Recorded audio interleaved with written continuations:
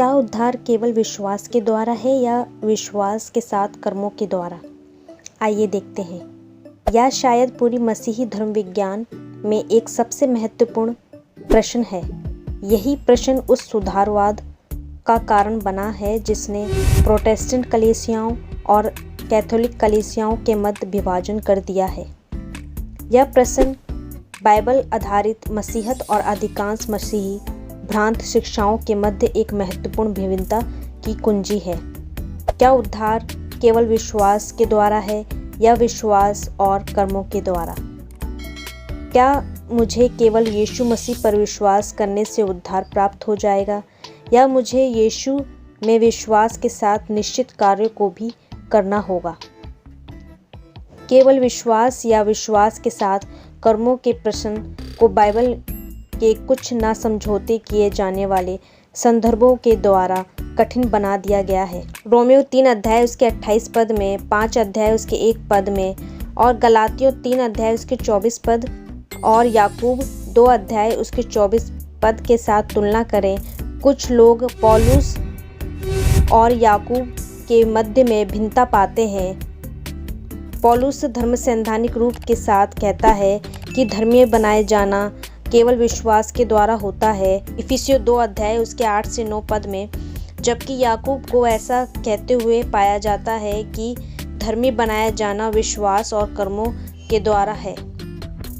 इस दृश्य में समस्या का समाधान इस बात की जांच करने से होता है कि वास्तव में याकूब सही में किस बारे में बात कर रहा है। याकूब उस मान्यता का खंडन करता है कि कोई व्यक्ति अच्छे कार्यों के बिना विश्वास को प्राप्त कर सकता है।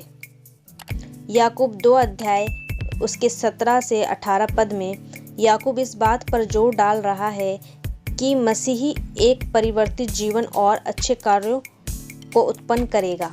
याकूब 2 अध्याय उसके 20 से 26 पद में याकूब यह नहीं कह रहा कि धर्मी बनाया जाना विश्वास और कर्मों के द्वारा है, परंतु वह यह कह रहा है कि जब एक व्यक्ति विश्वास के द्वारा सच्चाई से धर्मी बन जाता है तो उसके जीवन में अच्छे कर्म होंगे।